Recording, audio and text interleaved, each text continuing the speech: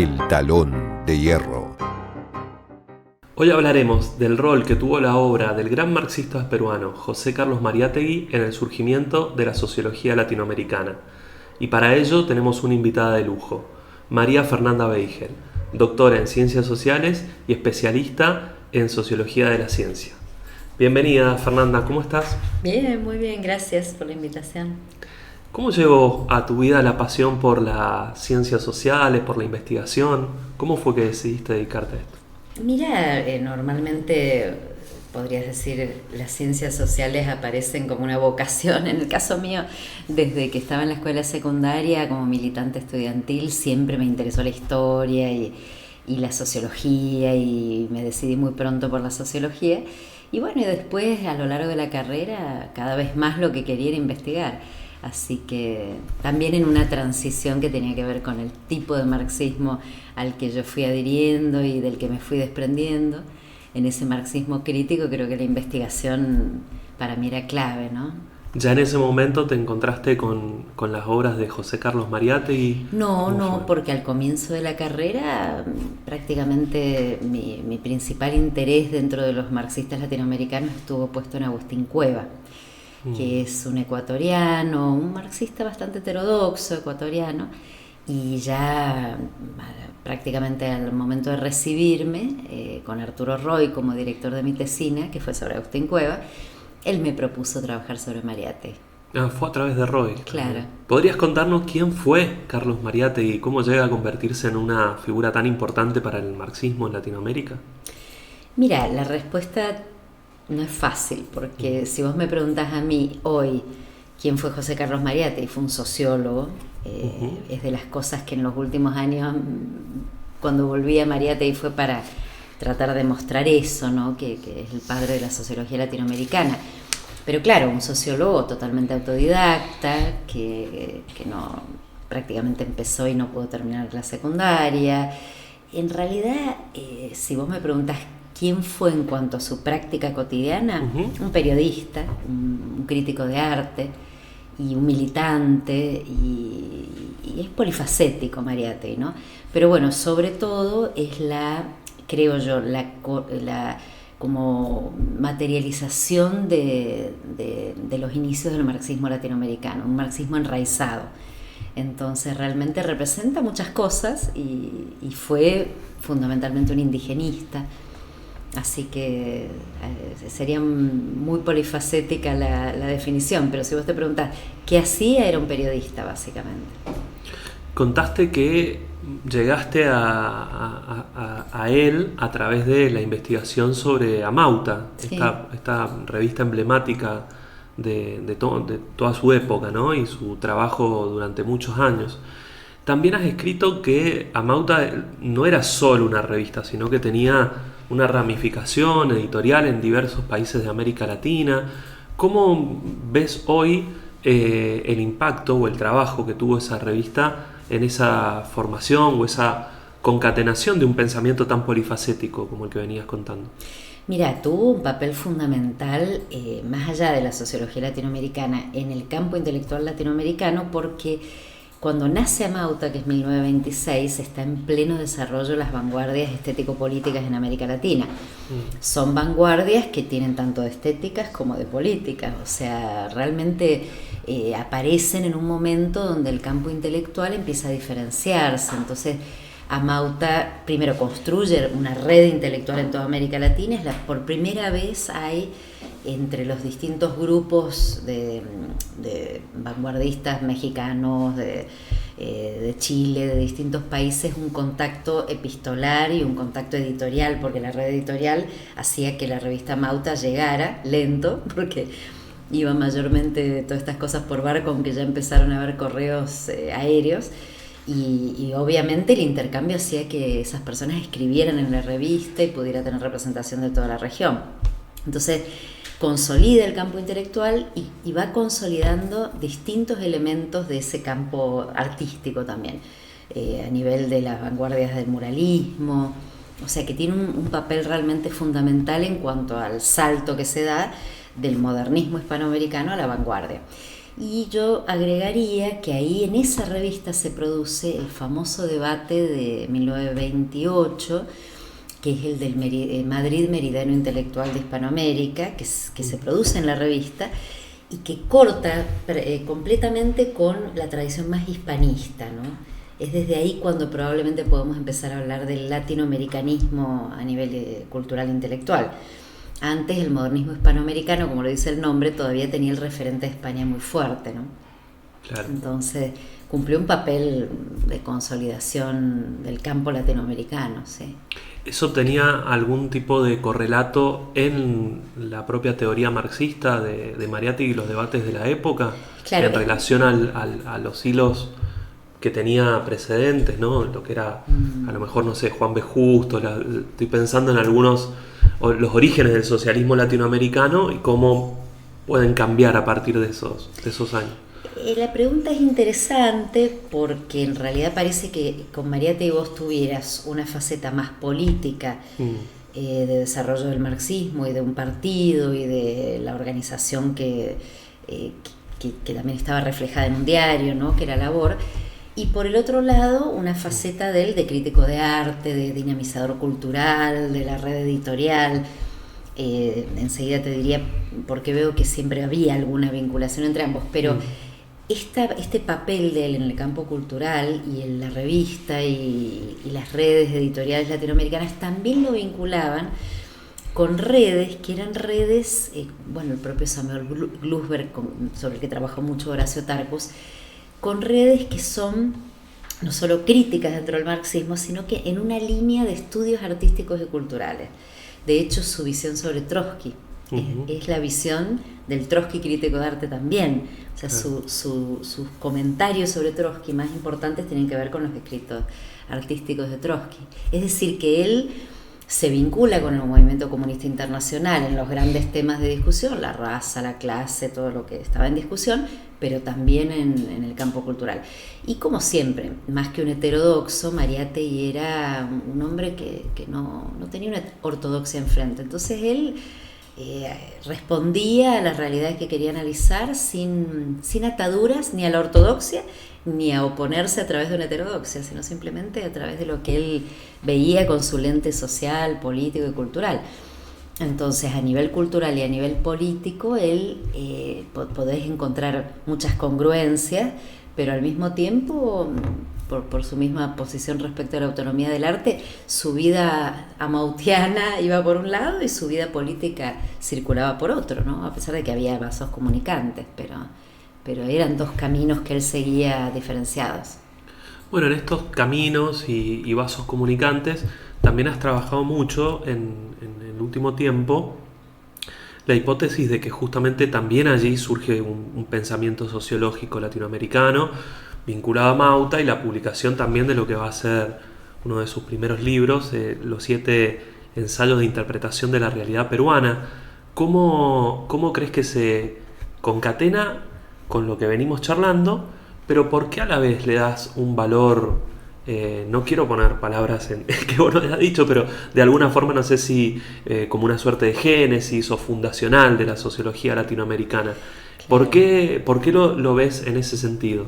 Mira, la sociología latinoamericana como tal, ni siquiera estudios sobre la región latinoamericana, pero cátedras de sociología, las primeras, la emergencia de las primeras cátedras, cuando no había ni institutos ni escuelas de sociología, desde 1890 hasta por lo menos 1940-45 no tenés institutos formales de investigación sociológica, rondaba en torno a una serie de discusiones con las que Mariátegui se involucra. Por ejemplo, con García Calderón, que sería el sociólogo peruano por excelencia, él discute a través de sus 7 ensayos esta idea de cómo se define la realidad nacional.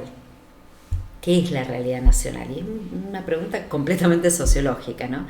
Y frente a esa pregunta aparece lo latinoamericano como necesario porque, claro, todo el proceso de conquista y colonización define las estructuras de dominación que tenemos, entonces recurre a los estudios coloniales. Ese sería el primer trazo, que es el origen de lo que bastante tiempo después va a ser el método histórico estructural. Aníbal Quijano, de hecho, toma Mariátegui para desarrollar el método histórico estructural. Y después, si vos vas a los años 60 y decís, ¿qué hacía la sociología crítica típica de los 60? A esa realidad nacional la trabajó con la categoría de formación social o modo de producción, o con la idea de heterogeneidad estructural. Es como de los hallazgos más importantes de la sociología de la época. ¿Y qué hizo Mariátegui? Aunque no lo llamó heterogeneidad estructural, él dijo, el Perú tiene una estructura que contiene 4 modos de producción y que conviven conflictivamente y que son distintas temporalidades incluso. La comunidad indígena, todo lo que es, las empresas transnacionales que había en el ámbito de la minería y la servidumbre que se desarrollaba en esos ambientes de los campamentos mineros. Después el gamonalismo, que era la expresión regional de los terratenientes y de un tipo de dominación más rural, y la burguesía costera, que generaban el incipiente capitalismo peruano. Y eso es lo mismo que en los años 60 se llamó heterogeneidad estructural. Entonces, tanto por el análisis económico, político y social como por el método histórico estructural, Mariátegui presagia lo que va a ser después la sociología de los años 60, ¿no?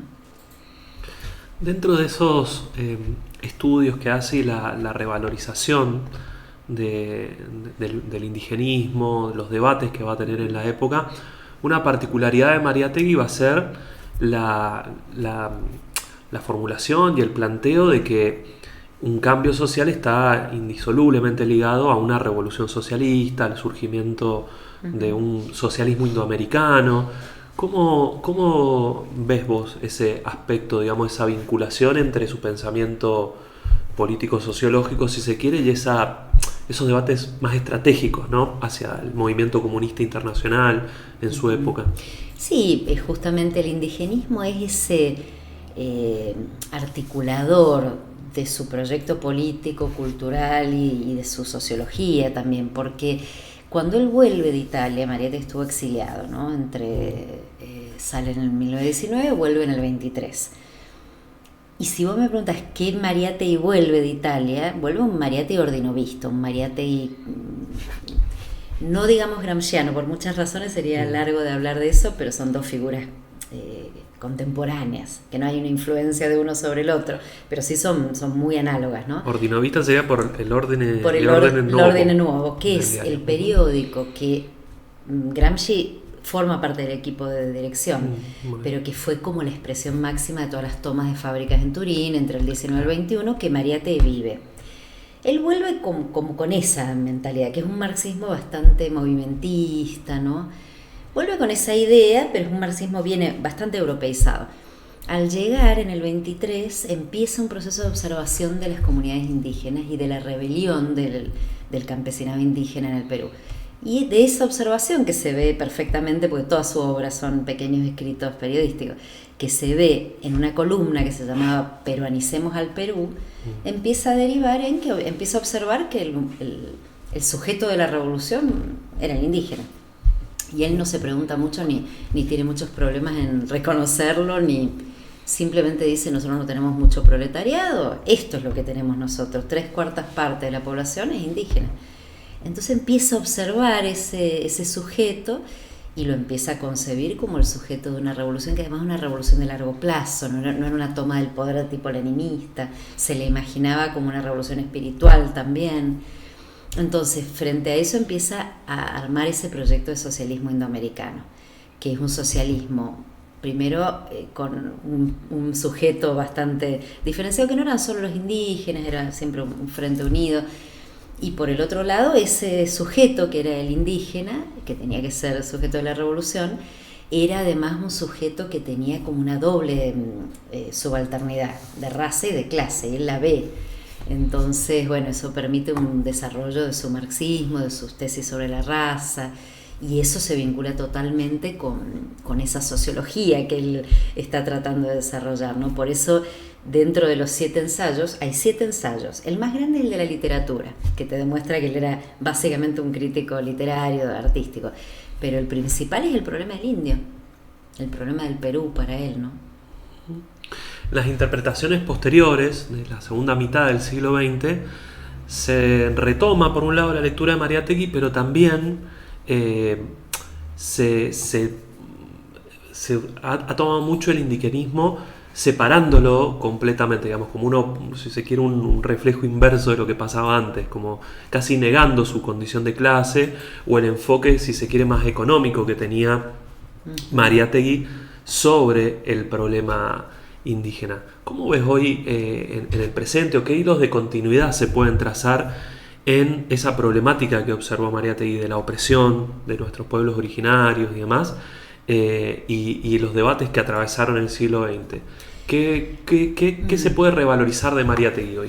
Mira, siempre que me han preguntado ese punto, para mí la respuesta es bastante simple. Mariátegui en los años 20 es, yo diría, el único que se da cuenta que es un indigenista, que no es indígena. Él era mestizo, igual era propiamente mestizo, ¿no? Hijo de Amalia Lachira, que era indígena, y de un hijo de inmigrantes españoles.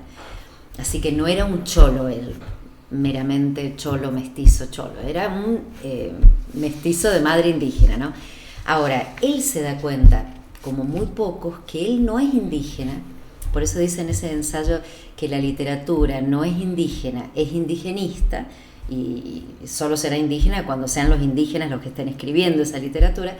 Y entonces no es poco, porque él advierte la externalidad que tiene. El indigenismo es un movimiento estético, cultural, literario, teórico, pero que por definición está fuera del movimiento indígena mismo. O sea, son intelectuales, son mestizos, criollos, urbanos, que hablan sobre el indígena, lo tratan de representar, de redimir inclusive, y pueden ser muy sacrificados, pero no dejan de ser mestizos, blancos o urbanos.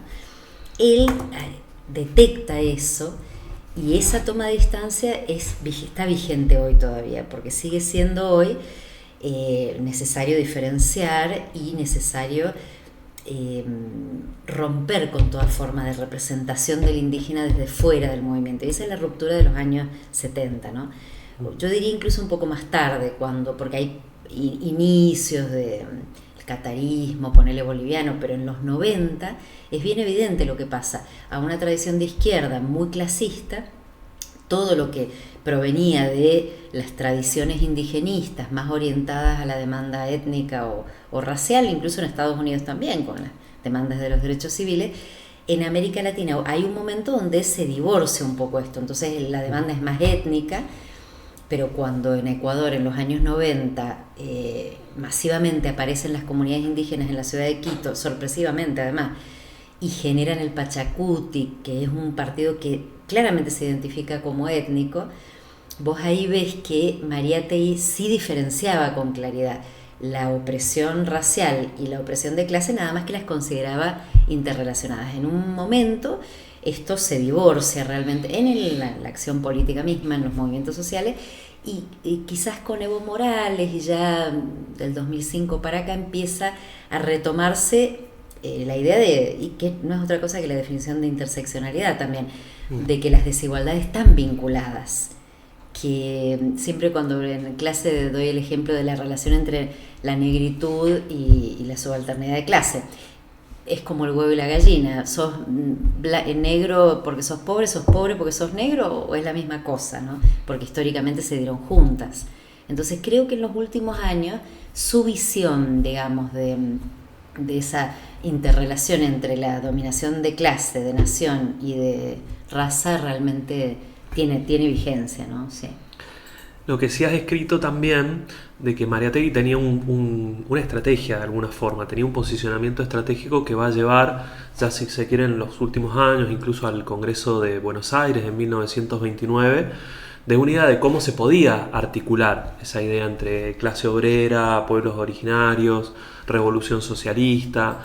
¿Por qué le has rescatado, digamos, ese debate estratégico y qué importancia tiene para el desarrollo de su pensamiento también sociológico, bueno, cultural, porque en él todo se interconecta, ¿no? Sí, pero sí. Me interesa que desarrolles un poco ese debate estratégico. Lo que pasa es que esas tesis sobre la raza son lo que hoy tiene vigencia en toda esta discusión. Bien. Primero porque en muchos aspectos, pero bueno, en esa conferencia del año 29, que es la Conferencia Comunista de Buenos Aires, esas tesis sobre la raza es cuando emerge la cabecita de Mariátegui en el mundo del movimiento comunista internacional.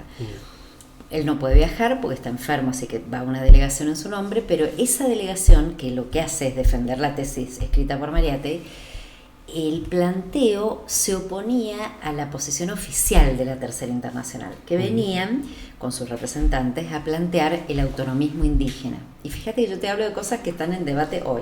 Sí. Pero en el año 29, en un periodo donde todavía el desarrollo del estalinismo hay que esperar unos años más para que sofoque algunas de las posiciones que para mí fueron claras en Lenin, que por eso se llamaba Unión de Repúblicas Socialistas Soviéticas, y así lo veía Mariátegui. Decían, bueno, se supone que respetamos la autonomía de esas repúblicas. Y venía la Tercera Internacional planteando la autonomía de las repúblicas indígenas latinoamericanas. Y Mariátegui dice, lo único que vamos a lograr con eso, si no hay una revolución en lo económico y una redistribución de las tierras, es otorgar, es como si estuviéramos otorgando una república ficticia, digamos, o sea, una serie de derechos que no van a existir porque no le vamos a dar las tierras, porque no se resuelve, digamos, la problemática de clase. Entonces, la Tercera Internacional venía con ese planteo y Mariátegui antepone la necesidad de un cambio estructural y de clase, pero a su vez en ese texto es donde él dice que no es que la dinámica racial o la discriminación, digamos, que el indígena sufre sea una cosa secundaria y que por eso no hay que darles la autonomía indígena, sino que están muy vinculadas, pero no pueden escindirse. Entonces, aparte en esas tesis plantea que el indígena en el medio, sobre todo rural y en el medio de la sierra, en esa época además hablaban todavía en quechua, el 35% de la población no hablaba español en esas zonas. Entonces, él decía, hasta es un tema de acción política y de construcción de un partido, porque sin militantes que hablen el idioma no hay posibilidad de generar líderes indígenas, ¿no? Entonces, creo que realmente ese planteo es el que hoy está más vigente que nunca cuando se discute desde cualquier comunidad indígena en América Latina, ¿no? Muy interesante. Eso después se va a cortar, ¿no? Con la muerte de Mariátegui, ese debate va a haber un giro, recién lo mencionaste. El estalinismo va a emprender pocos años después, realmente un combate muy fuerte contra su influencia, contra su legado, cambio de nombre del partido, y creo que vos lo has llamado un cerco sanitario. Y bueno, las obras de José Carlos van a pasar muchos años en el ostracismo, hasta poder ser publicadas muchos años después por sus hijos. Dos cosas quería preguntarte en relación a eso. Primero, ¿por qué considerás que la posición oficial de los partidos comunistas vio tan peligroso el pensamiento de Mariátegui? ¿Por qué fue tan dura la respuesta a sus planteos? Y en segundo lugar, un comentario, recién mencionaste lo de Samuel Glusberg, y estaba recordando que en el medio de esos años tan sombríos que no se hablaba de Mariátegui y demás, él escribe con el seudónimo de Enrique Espinosa en la revista Claves, que dirigía Trotsky en México, pocos meses antes del atentado que va a terminar con la vida de Trotsky, un homenaje a los 10 años de la muerte de Mariátegui, un texto muy, muy lindo que escribe Samuel Glusberg. Quizás no sé, no tengo el conocimiento para hacerlo, habría que investigarlo, pero probablemente Trotsky haya conocido también a Mariátegui, que veía esa revista a través de Samuel. Muy interesante. Así que si podrías contarnos un poco esos dos mundos, la reacción estalinista por un lado, y si nos podrías dar algunas notas más sobre la relación con Glusberg. Sí, o con Trotsky, que también sí. Me han preguntado. En realidad, yo creo que todo ese cerco sanitario tiene muchos niveles, ¿no? Por una parte a nivel peruano y explicaciones, y a nivel internacional. A nivel internacional vos tenés 2 o 3 evidencias, porque el resto circulaba mucho dentro del movimiento comunista internacional, seguramente a través de los informes internos, ¿no? Mariátegui, públicamente, digamos, de la Tercera Internacional surgen 2 o 3 escritos que se publican, en donde lo acusan por una parte de espiritualista y por otra parte de populista. Entonces, ¿por qué? Porque él cuestionaba una cosa tan básica para los partidos comunistas como era: tenemos que hacer una revolución, primero democrático-burguesa, después iremos al socialismo con el proletariado. Ese es el esquema. Y en ese esquema Mariátegui estaba en una posición totalmente crítica. Y segundo, eso a nivel internacional sigo, ¿no? Ya estamos desde el año 26, no, desde el Secretariado Sudamericano, no recuerdo exactamente el año, con la imposición de las 21 condiciones de los partidos.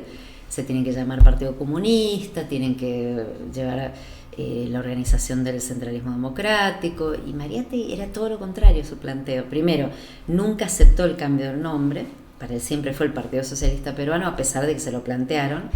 De hecho, en la conferencia comunista él planteó claramente que no iba a cambiar, y otros partidos ya estaban cambiando el nombre.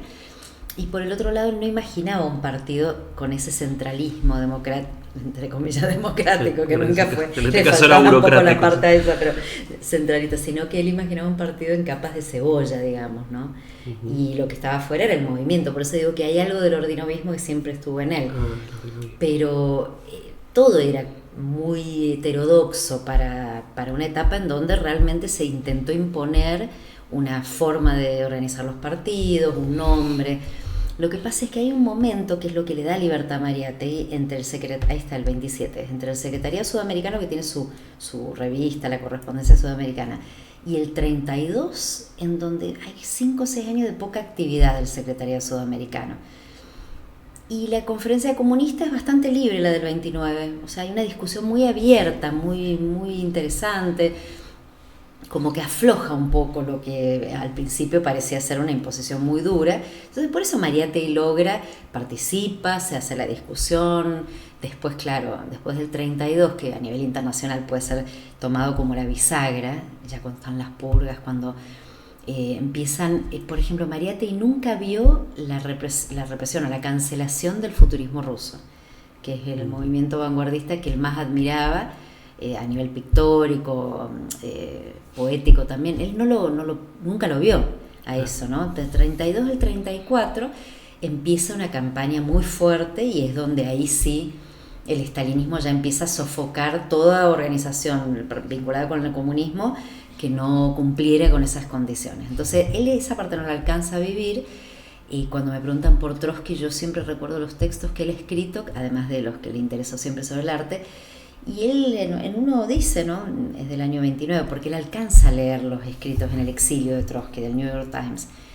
Él dice, bueno, estoy de acuerdo en ciertas cosas, pero al mismo tiempo es Stalin quien expresa el alma rusa de hoy, lo que Rusia hoy necesita. Porque él no ve de ninguna manera el efecto del stalinismo en Rusia todavía. Entonces, claro, dice, sí, Trotsky es internacionalista, pero Stalin se da cuenta que hoy Rusia necesita una visión más nacional, y pasa de largo. O sea, no es un tema tampoco que sea central para él en ese artículo, ¿no? Pero sí era un gran conocedor de todos los escritos estéticos de Trotsky. Ahora, Glusberg sí, como editor y como partícipe de la Cuarta Internacional, y mucho más involucrado en los procesos ya post muerte de Mariátegui, es como una voz que va rescatando a este Mariátegui, que es un Mariátegui y con la honestidad de no hacer lo mismo que habían hecho con él en el Perú, de no convertirlo en un Mariátegui trotskista, sino realmente de tratar de rescatar la riqueza del pensamiento de él en todo momento, y contribuir a la difusión de su pensamiento. En el Perú pasó lo contrario, que te digo, es el cerco sanitario local. Agarraron, yo los encontré en los archivos, ¿no? Armaban libelos de inventos, de un fragmento, otro fragmento, inventaban un artículo, un libro, donde Mariátegui era marxista-leninista, estalinista, unas cosas desagradables, además, por supuesto, de que eso es una falsificación. Totalmente, una falsificación. Y por el otro lado, bueno, la imposibilidad de que circulara su obra, hasta que los hijos, que tenía 4 hijos varones, en el año 59 editan esa colección, ¿no? Y ahí empieza a circular su pensamiento, pero durante prácticamente del 32 o del 30, pero yo diría del 32 al 59 es ese cerco sanitario local e internacional, ¿no? ¿Qué le dirías a los jóvenes que hoy están atravesando estas coyunturas políticas tan vertiginosas en Argentina y en América Latina, que pueden llegar a encontrar de valioso en la obra, en el pensamiento, en la vida de José Carlos Mariátegui? Mira, por una parte, todo lo que estamos hablando hoy, estamos hablando de alguien que murió estamos en el 24, ¿no es cierto? Que murió casi un siglo, digamos, atrás, o sea, se van a cumplir en el 30 los 100 años de su muerte, y que sin embargo hoy, por eso te decía que incluso hicimos una traducción al inglés de las tesis sobre la raza, porque es realmente de parte de la discusión internacional, de la interseccionalidad, de los grandes temas hoy de la sociología, incluso de la política. Así que en ese punto, y todos los que chicos o chicas que tengan interés en la cuestión indígena o en las desigualdades sociales, Mariátegui es una lectura maravillosa. Además es una lectura muy rápida porque todos sus textos son cortos, como un periodista quiera, tiene solo 2 libros completos, ¿no? Pero me parece que lo más interesante es que es una trayectoria totalmente agónica. O sea, es una persona que murió a los 36 años, porque nació en el 94, murió en el 30, que a los 12 años se le declaró una poliomielitis, que en el año 24 él tenía 28, nació en en el 24 él tenía, nació en el 94, te dije, ¿no es cierto? Claro. Sí, tenía 30 años. Le tienen que cortar una pierna y queda desde el año 24 hasta el 30, que muere finalmente producto de esta propia enfermedad, en un un hermoso sillón de mimbre, ¿no? de inválido, digamos, desde donde él condujo una red internacional, nacional, donde hizo todos estos aportes sin poder moverse de Lima. De hecho, él había querido viajar a Buenos Aires para ser operado y pocos meses antes de ese viaje muere.